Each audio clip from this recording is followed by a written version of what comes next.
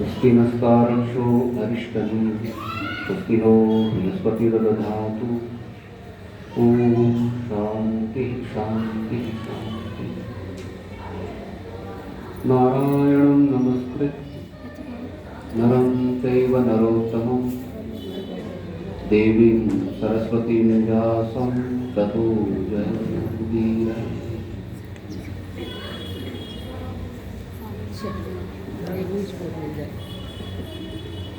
परमादरणीय श्रद्धा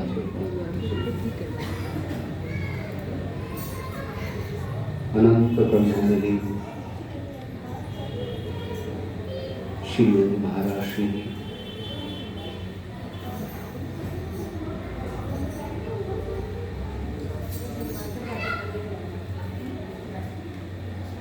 मंचासीन विराजमान परमादरणीय श्रद्धा स्वरूपा श्री अनंत प्रेम मंदिर की परमाध्यक्षा गीता स्वरूपा गीता बिंदु महाराज श्री की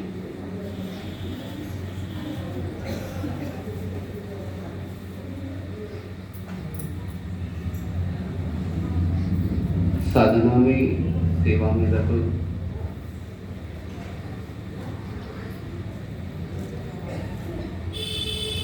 श्री अनंत प्रेम मंदिर की देवियां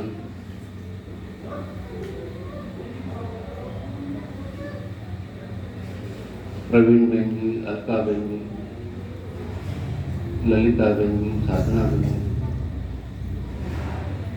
नीलम बहन जी एवं भगवत चरणानुरागी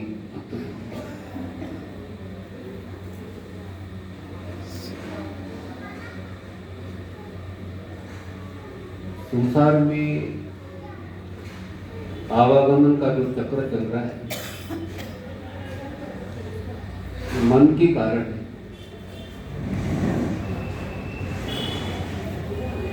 ये मन संसार के तरफ वस्तुओं की तरफ लग जाता है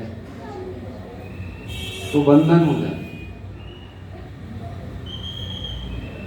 और यही मन भगवान की तरफ प्रभु की तरफ परमात्मा की तरफ लग जाता है। इसी को ही मोक्ष का है। श्रुति कहती है मन एव मनुष्याणाम कारणं बंध मोक्षयो। वेद के अंदर में भी प्रतिपादन किया ये मन ही बंधन के लिए कारण है और ये मन ही मोक्ष के लिए कारण है। ये मन लिफ्ट की तरह है, आपको ऊपर की ओर भी लेकर जाता है, नीचे की ओर भी लेकर जाता है।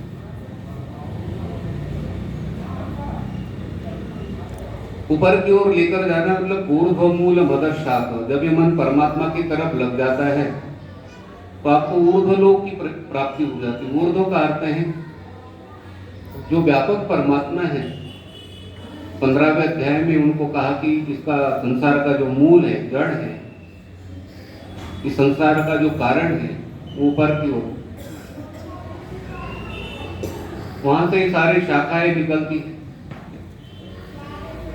जैसे आपने वटवृक्ष पीपल का वृक्ष देखा है, दर्शन किया है, तो जड़ जो है नीचे की ओर है और शाखाएं पत्ते ऊपर की ओर है।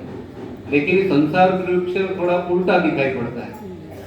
इसका जो मूल है, कारण है, ऊपर की ओर है और जो ब्रह्मादि आदि शाखाएं हैं ये नीचे की ओर है। और इस वृक्ष के पत्ते बताए हैं वेद।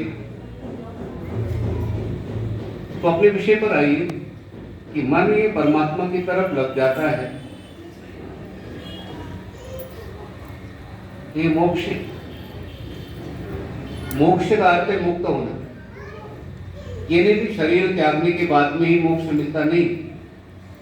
जिस समय आप परमात्मा की तरफ लग जाते हो, आपका मन परमात्मा की तरफ लग गया, इसी को ही मोक्ष का है। मतलब अभी बंधन नहीं होगा। भरत राजा सब कुछ जानते थे, लेकिन भरत राजा के पास में ज्ञान नहीं था। भक्ति थी, वैराग्य था, लेकिन ज्ञान की थोड़ी सी कमी थी।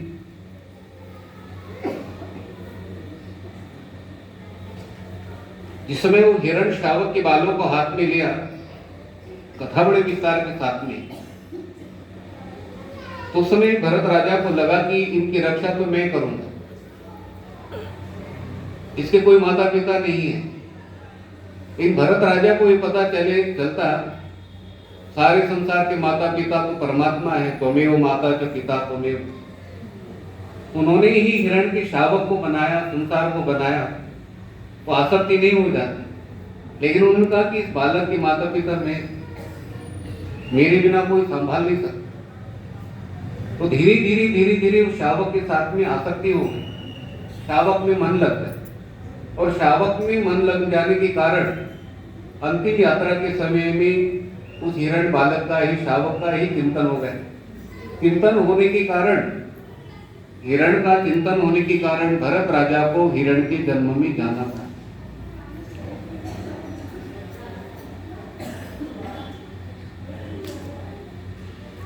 तो हम वन में रहे, जंगल में रहे, परिवार में रहे, घर में रहे, आप कहीं पर भी रहे, लेकिन अपना मन कहते हैं परमात्मा की तरफ लगा कर। मोटी भाषा में कहते हैं भी, कार में तन और यार में मन। कार में तन मतलब शरीर हमारा कार में है, लेकिन मन हमारा यार में। यार में मतलब बाकी भी है, ठाकुर जी में।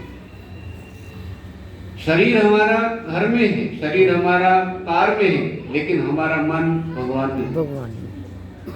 जैसे आप प्रेम मंदिर में आते हो तो जिस समय रसोई में हो तो आपको लग सत्संग का समय हो गया, महाराज जी बाहर बैठे होंगे, जल्दी जल्दी जाना है, तो आप रसोई में हो, शरीर आपका रसोई में है, लेकिन आपका मन प्रेम मंदिर में। आप कहीं पर भी रहे, शरीर हमारा कहीं पर भी रहे, लेकिन आपका मन परमात्मा में लगा हुआ है, इसी को ही मोक्ष था।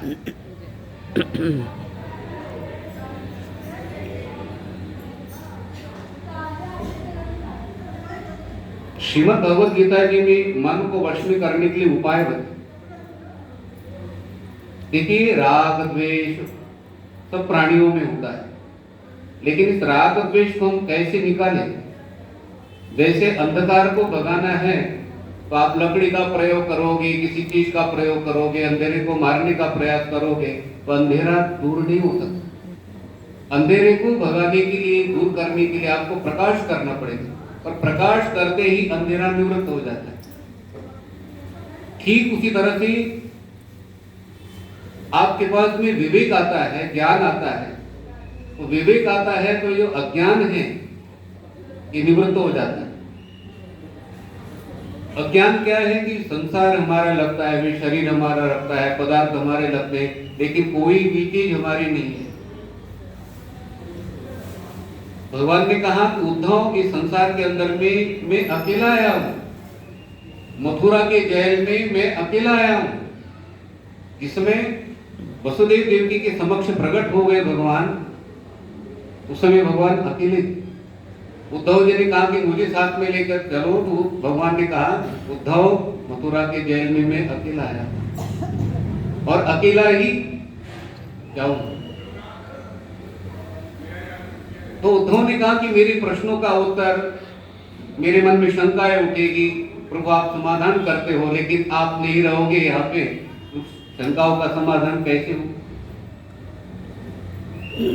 भगवान ने कहा कि हर साल, हर समय मैं अपने धाम जाता था, लेकिन मैं अपने धाम नहीं जाऊंगा, मैं श्रीमद् भागवत जी में प्रवेश करके रहूंगा। तो श्रीमद् भागवत भगवान का साक्षात रूप है, वांग्मय मूर्ति है। तेने वांग्मय मूर्ति ही प्रत्यक्षा वर्तते हरे है। ये वांग्मय मूर्ति है, साक्षात भगवान का रूप है। और जिसमें आप श्रीमद् भागवत जी का श्रवण करते हो, श्रीमद् भागवत जी को आप पढ़ते हो, उस समय हमारे शंकाओं का समाधान शुरू।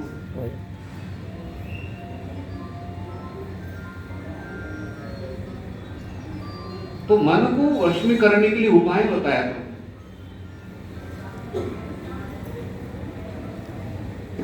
अभ्यासेन तो कौन्तेय वैराग्य न च गृह्यते।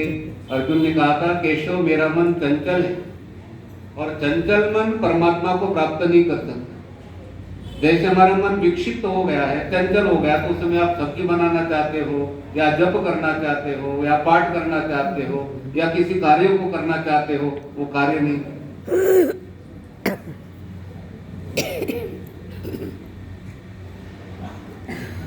तो इस चंचल मन को स्थिर करने के लिए भगवान ने उपाय बताया कि वैराग्य और अभ्यास।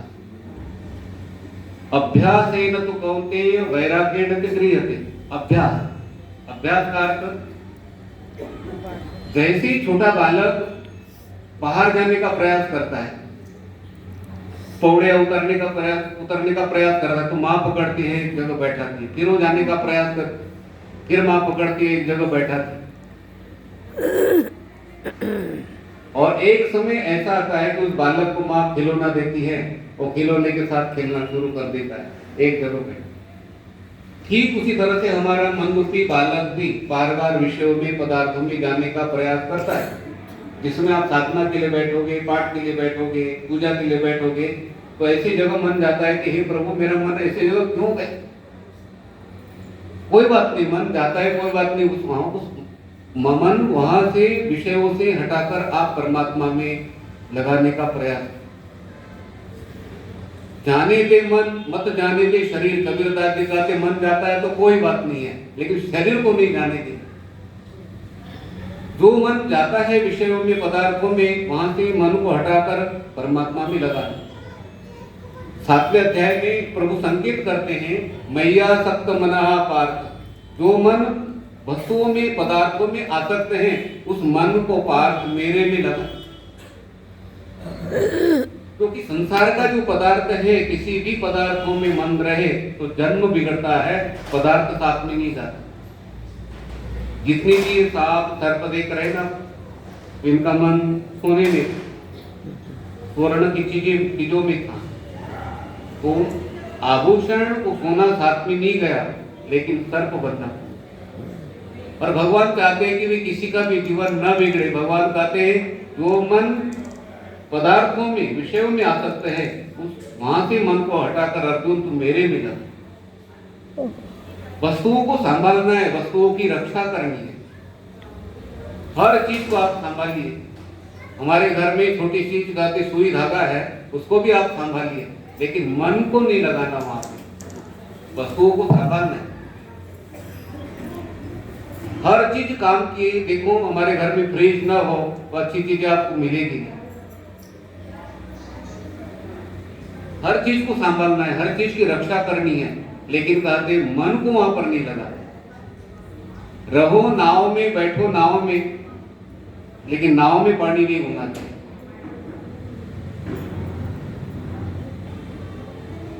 संसार में आप वैसे ही रहो जैसे नाव में, जैसे कमल पत्ता रहता है पानी में। नाव पानी में ही रहेगी, लेकिन नाव में पानी नहीं जाता। और यदि नाव में पानी चला जाता है तो एक छोटा डिब्बा होता है, छोटे डिब्बे से वो नाविक क्या करता है, पानी को बाहर निकालता है। ठीक उसी तरह से हमारे शरीर की नाव संसार के अंदर में रहेगी, पदार्थों में रहेगी, वस्तुओं में रहेगी, लेकिन कहते वस्तुओं का जो चिंतन है, वस्तुओं का जो जल है, संसार का जो जल है, इस शरीर की नाव के अंदर में जाता है। कोई बात नहीं, आंखों के माध्यम से, कानों के माध्यम से, रेडियो के माध्यम से, टीवी के माध्यम से, न्यूज़पेपर के माध्यम से जल धीरे धीरे अंदर चला जाता है, कोई बात नहीं। लेकिन छोटा सा सत्संग रूपी डिब्बा है, जब आप श्रवण करते हो सत्संग, तब कहते उस समय सारा जल कहते भगवान बाहर कर देते। कौन बाहर कर देते? श्रीमद् भागवत जी में सुखदेव जी महाराज कहते हैं कि जिसमें आप कथा श्रवण करते हो, जिसमें आप श्रीमद् भागवत जी का श्रवण कर रहे हो, सत्संग श्रवण कर रहे हो, जैसे महर्षि जी गीता जी श्रवण करा रहे आपको, 5वां अध्याय हो, गीता जी का कोई भी अध्याय हो, कोई भी श्लोक हो, आप श्रवण कर रहे हो, श्रीमद् भागवत जी का श्रवण कर रहे हो, या श्रीमद् भगवत गीता जी का आप श्रवण कर रहे हो, या सत्संग श्रवण कर रहे हो, उस समय प्रभु क्या करते हैं? प्रविष्टः कर्णरंध्रेण स्वानाम्भाव सरोरुहं सुनोति शमलं कृष्णः सलिलस्य यथाटरः। जिस समय आप कथा श्रवण करते हो, सत्संग श्रवण कर रहे हो, उस समय प्रभु कान के द्वारा प्रवेश करते। प्रविष्टः कर्णरंध्रेण, कान के द्वारा प्रवेश करके प्रभु क्या करते हैं? धुनोति शमलम कृष्ण, आपके पाप कर्मों को धुना।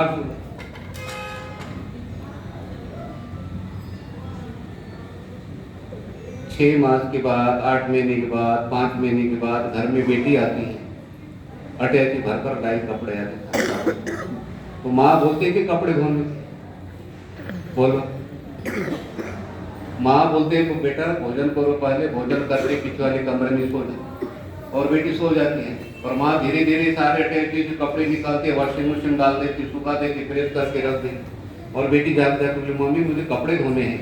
बोले बेटा सारा काम हो गया। होता है कि नहीं? कोई भी माँ माता पिता ऐसे कि बेटी आगे उधर से चलो वॉशिंग मशीन जाओ कपड़े धो लो अपने, ऐसे बोलते हैं। और वो तो तुम्हें हो, माता के पिता तुम्हें हो। जिसमें आप सत्संग श्रवण करते हो, कथा श्रवण करते हो, उसमें कहते हैं भगवान कान के द्वारा, कर्ण के द्वारा प्रवेश करके आपके पाप कर्मों को धोना। कपड़े को तो कोई धो भी दे, लेकिन कहते हैं पाप कर्मों को कोई नहीं धोता, पाप कर्मों को कोई नहीं लेता है। और पाप कर्मों का ऐसा दाग है, इस दाग को कहते ना तो धो भी धो सकता है, ना तो कोई धो सकता है। इस दाग को तो भगवान ही धो सकते हैं, क्योंकि छोटा भी दाग होता है ना, निकलता नहीं है। जैसे भीष्म पितामह ने एक छोटा सा पाप कर्म, उसका प्रायश्चित नहीं किया था, तो उनको बाणों की शैया के ऊपर रहना पड़ा। अनंत जन्मों के पाप कर्म होते हैं। उस पाप कर्मों को धोने के लिए भगवान ने कहा कि मेरा नाम है, नाम संकीर्तनम यस्य सर्व पाप प्रणाशनम।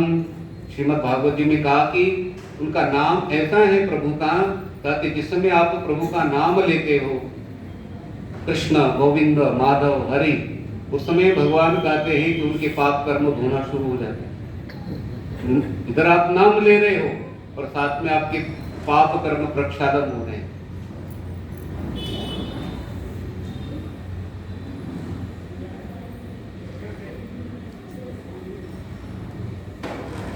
अजामिल कोई सत्कर्म नहीं किए थे अजामिल,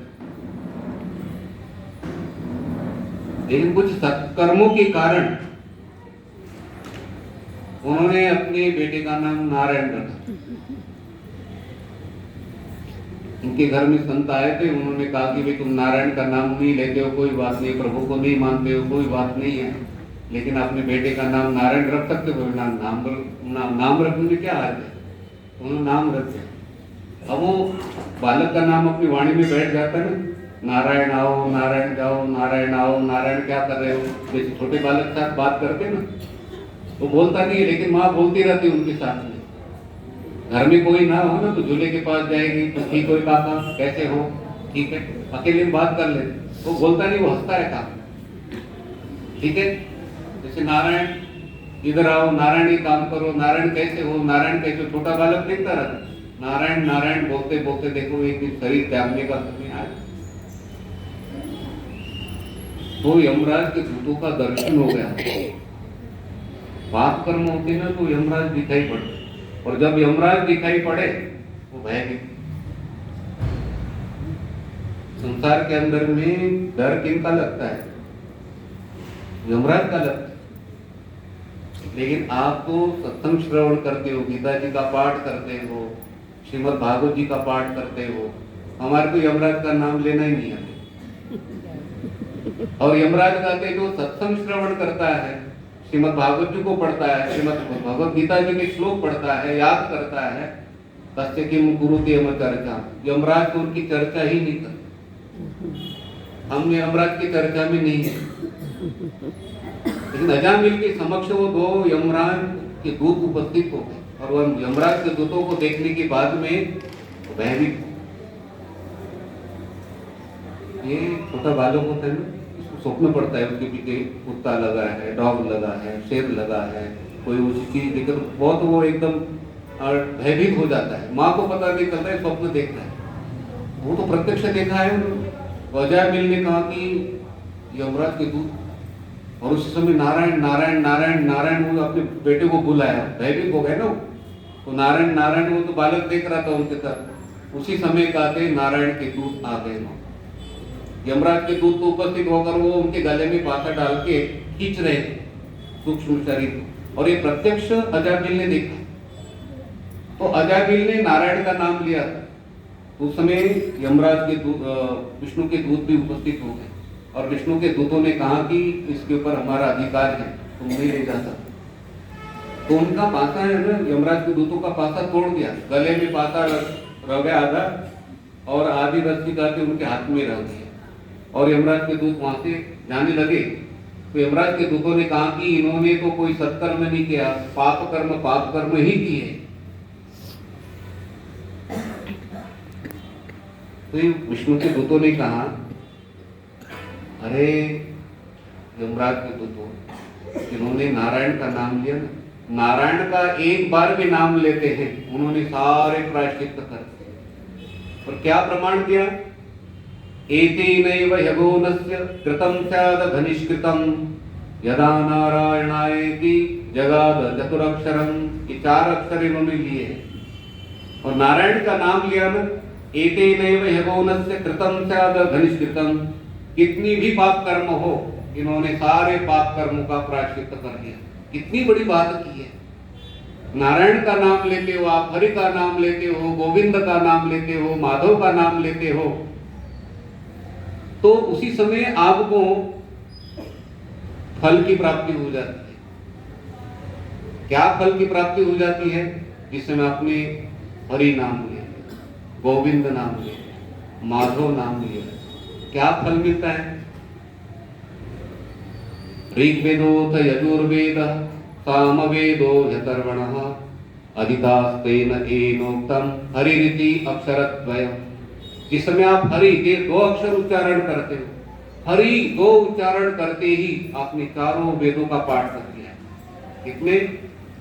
4 वेदों का पाठ कर लिया। अब 4 वेदों का पाठ करने का फल कितना होगा? उस फल के द्वारा आपके पाप कर्म प्रक्षालन होंगे। आपने ऐसी बात बोल दी तो आपको 4 करोड़ मिल गए। तो आपको लगा मैंने तो छोटी बात बोली है, और कितने मिले? आप जीत गए हो।